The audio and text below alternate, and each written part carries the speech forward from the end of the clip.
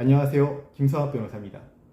저는 대한변호사협회 공식인증 제주 형사전문변호사이자 제주지방법원 재판부별 국선변호사, 제주지방법원 논스톱 국선변호사를 역임하면서 수많은 교통사고 형사사건의 변론을 성공적으로 수행해왔으며 현재 다수의 교통사고 형사사건을 수임하여 변론하고 있습니다. 운전을 하다 보면 누구나 순간의 부주의로 교통사고를 일으킬 수 있습니다. 특히 교통사고가 사람의 생명이나 신체에 피해를 주게 되면 단순한 민사적 손해배상의 문제를 넘어 형사사건으로 이어지게 됩니다. 많은 분들이 이 시점에서 당황하며 어떻게 대응해야 선처를 받을 수 있을까 고민하시는데요.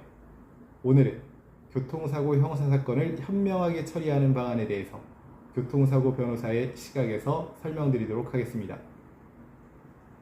교통사고 형사사건은 도로교통법, 특정범죄 가중처벌법, 형법 등 여러 법률이 얽혀 있습니다. 단순 접촉사고라면 형사문제로 번지지 않을 수 있지만 상대방이 부상을 입었거나 음주, 과속, 신호위반 등 중대한 과실이 동반된 경우에는 형사처벌 대상이 됩니다. 특히 음주운전 사고, 어린이 보호구역 내 사고, 뺑소니 사건은 중대범죄로 취급되어 실형 선고 가능성까지 존재합니다. 교통사고가 발생하면 우선적으로 피해자의 안전을 확보하고 119 및 경찰에 즉시 신고하는 것이 가장 중요합니다. 피해자 구호를 최우선으로 한 조치는 이후 재판 과정에서도 긍정적인 정상 참작 사유로 인정될 수 있습니다. 반대로 사고 현장에서 도주하거나 구조 의무를 다하지 않으면 뺑소니가 성립하여 매우 무겁게 처벌될 수 있습니다. 교통사고 형사사건에서 가장 중요한 요소 중 하나는 피해자와의 합의 여부입니다. 피해자가 처벌불원 의사를 표시하면 법원은 형량을 크게 감경하거나 수사기관은 기소유예 등 선처를 내릴 수 있는 가능성을 높여줍니다. 따라서 가능한 한 빨리 진심 어린 사과와 함께 합의 절차를 밟는 것이 바람직합니다. 다만 합의 과정에서 과도한 합의금 요구나 갈등이 발생할 수 있으므로 변호인의 조력을 받아 합리적인 선에서 조율하는 것이 필요합니다.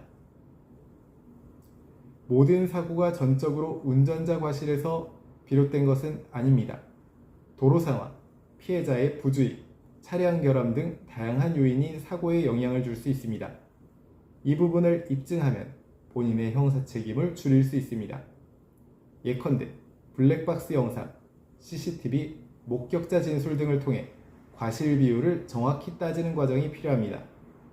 변호인은 이를 통해 피고인의 책임을 최소화할 수 있도록 변론을 준비하게 됩니다. 법원은 피고인의 태도 또한 매우 중요하게 평가합니다. 반성문 제출, 교통안전교육 이수, 봉사활동 참여 등을 통해 진지한 반성의 태도를 보일 필요가 있습니다. 교통사고는 누구에게나 일어날 수 있지만 발생 후 어떻게 대응하느냐에 따라 결과는 크게 달라집니다. 피해자 안전 확보, 신속한 사고 신고, 합의 노력, 반성 태도, 변호인의 조력 등이 모여야만 실형을 피하고 선처 가능성을 높일 수 있습니다. 현재 교통사고 형사사건에 대한 법률적 도움이 필요하시다면 언제든지 제주 교통사고 변호사 김성학 법률사무소를 찾아주시면 신속, 정확한 해법을 제시해드리겠습니다.